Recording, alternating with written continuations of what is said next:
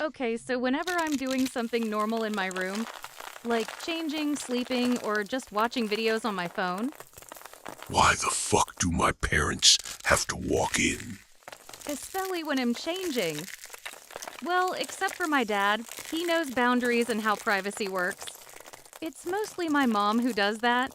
Like, I'll make it blatantly obvious that I'm going to change or sleep and that I do not want to be bothered while I do that. And yet she still walks in asking for something, checking up on me, and or to yell at me for something that I didn't know I was supposed to do. Like, excuse me?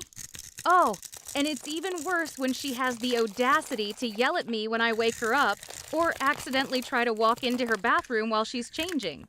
Ugh, wow, that pisses me off so much. Well, sorry y'all for not uploading in a while. I've been busy unpacking things and moving over the past month or so. But I promise I'll try to be more active from now on. As always, see y'all soon. Faye out. Wait, one more thing really fast. I'm using this format and this voice again in another rant, so yay, bye.